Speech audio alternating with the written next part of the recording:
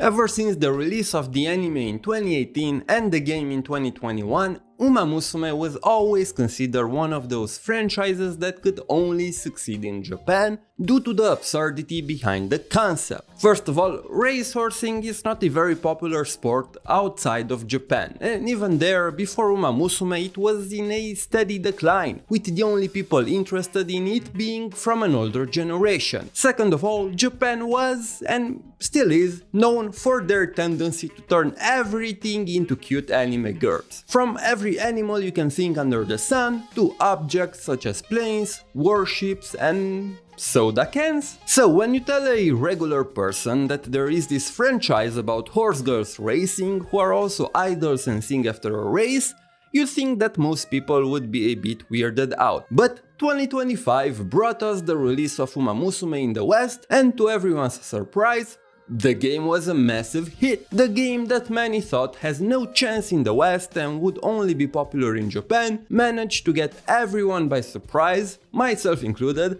and became one of the most popular games of 2025. Everybody played this game on release, to the point where it even became the new meta for streamers and content creators on the major live streaming platforms. It's safe to say that the success of this game blew away every expectation. But with this success, the question of why in God's sake also rises in the minds of a lot of people. How did this game, with such a silly idea behind it, succeed outside of Japan? And luckily for you, this is exactly the topic of today's video, so buckle up.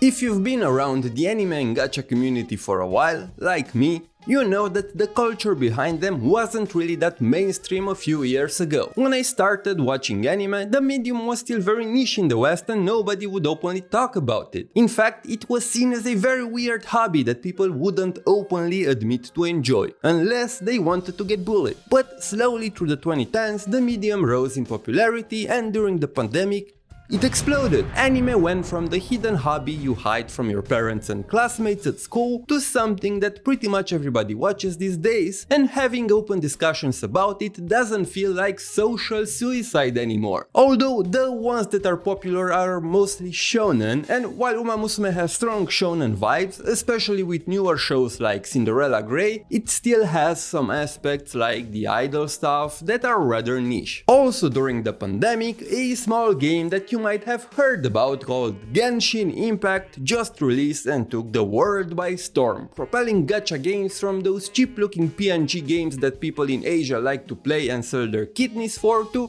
games that can produce PC and console level of quality and are fun to play. The boom of gacha started with Genshin and it continued over the years with games like HSR, Wuthering Waves and Zenless Zone Zero. Gacha games aren't just a small niche anymore, but a very popular and accepted type of game and monetization model in the West. Although the people in the Western countries are a lot more vocal about the predatory practices that the monetization model implies, if the game is good, people are willing to overlook the negatives for the positives. And all this boom in popularity happened fairly recently. So while 5 years ago Umamusume would have been seen like a concept that could never work in the West, the mainstream popularity of anime and the rise of gacha games in the Western market created a subset of people who are used to this kind of absurd concept and aggressive monetization. So let me ask you, is Umamusume really that weird? Yes. Yes it is.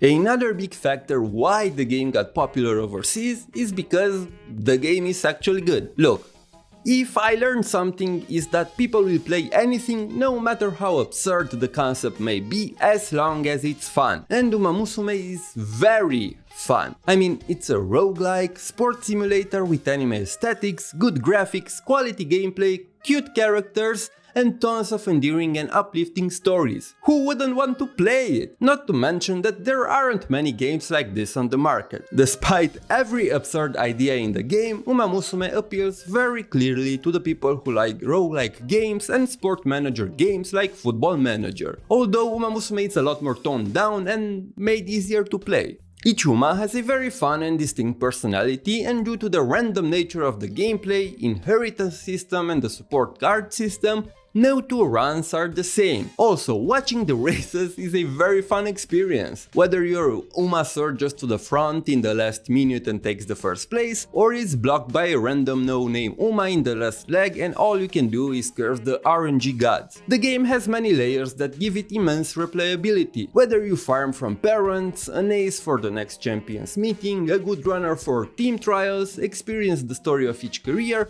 or simply try to win Ari McKinnon with Haru Rara, there is always something fun for you to do. Although not everything about the game is good, like the gacha system, which follows a very outdated model typical for Japan that is very unforgiving. But like I said, many people are willing to look past it because the game is just that good. So no matter how popular the anime and gacha games may be, no matter how many anime and other media the franchises has to boost its popularity, everything would amount to nothing if the game wasn't actually good.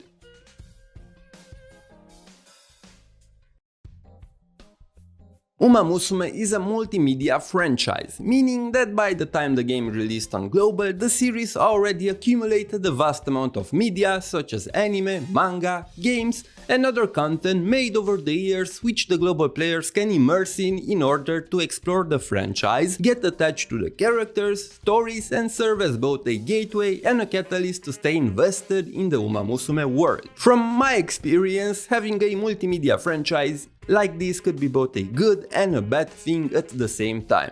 And fortunately for Umamusume, the way Cygames chose to handle their multimedia world is good. The reason why many multimedia franchises fail is because they overwhelm the consumer with a lot of interconnected stories across multiple media, leaving them confused, prone to fear of missing out, or forcing them to consume media that they don't normally enjoy. I'm looking at you, Honkai Impact 3rd. Look, I love Honkai Impact 3rd, but when I have to give every new person interested in the franchise an entire guide that covers multiple media that looks like this, of course many people won't be interested and feel discouraged to start it. But because Cygames chose to make each manga, anime season and Umamusume related media its own contained story that focuses on a specific Uma or generation of Umas, the burden that falls on the consumer is a lot lighter. People who want to experience Umamusume are not forced to consume the media in a specific order, or they can choose to opt out from a certain media they don't want to consume and still not miss out on anything important. Even in the game, each story and career is self-contained, and people are able to consume it in small chunks or focus on specific parts and characters they are interested in. This makes the franchise feel a lot more alive, and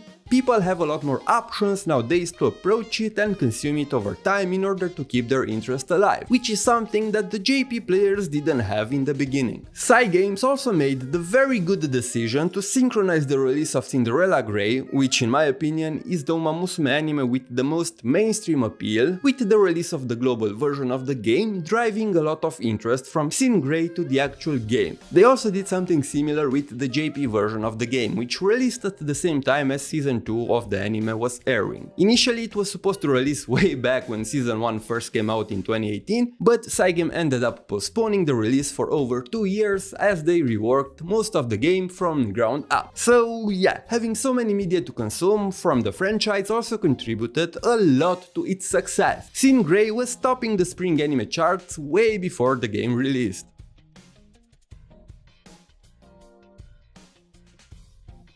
Another unique thing to Umamusume is how every story and every Uma is based on a real-life racehorse. Cygames went above and beyond to make sure that every Umamusume is a tribute to an actual racehorse in Japan. This adds an entire new layer to the characters and their stories that you won't find in any other franchise. Every sad, happy, uplifting, intense and heartbreaking moment is based on a real-life event. Even the in-game careers are based on the real-life horse's career, or a career reimaginated into a what-if scenario if the horse retired early, or even worse, had an injury and needed to be put down. An example of this is Silence Suzuka, whose real-life counterpart suffered a fracture during the 1998 autumn tenor show and needed to be euthanized on the spot. In the game, you follow the same career as Suzuka and get to race in the same race that ended the real-life horse's life. But unlike real life, you get to witness her win and experience a happy ending that the real-life counterpart sadly didn't get to enjoy. Even in the anime, Suzuka gets injured during the same race, but unlike the real-life horse, she gets to recover and come back on the turf. This serves both as a tribute to the real-life horse and an honor to the legacy they left behind. And it's not just that. The lore of the real-life horses and the Umamusume they are depicted as constantly bounces off each other. That is why we have Umas like Gold Sheep, who in real life was a notoriously difficult horse to train, very moody and always up to mischief, who was translated into an Umamusume that shares the same traits, albeit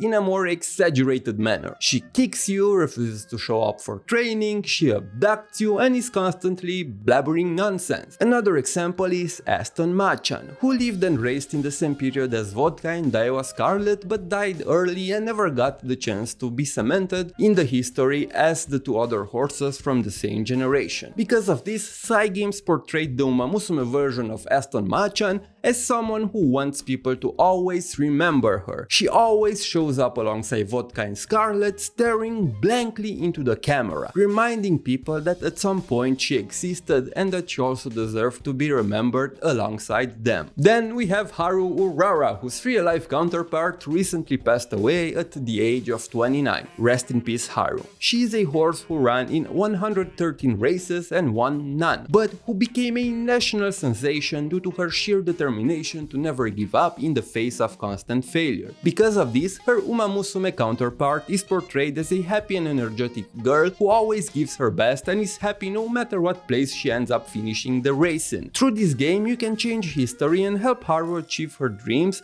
that the real horse never got to experience. And it's not just the stories, people actually became interested in real-life racehorsing, closely following races, wondering who is going to be added next to the game, making memes based on the real horses and their Uma version, and overall combining the sport of horse racing with anime and meme culture into this strange amalgamation of stories, both real and fictional, both tragic and uplifting, and more than anything, stories that inspire people to become better human beings. I have been part of many communities over the years, but I can confidently say that the Umamusume community is something truly unique. When you factor in all these reasons, no matter how absurd they may seem, it's no surprise that this game and this franchise are a success. Cygames unlocked the recipe for something truly special here, and you can clearly see the respect and the appreciation they have for these horses and for the sport of horse racing. I believe that this franchise has a bright future in the global community, and I cannot wait to see where we're going from here. Umamusume is more than just a game, it's an experience like none other. Now, Cygames give us some quality of life improvements that JP already has, and all is good.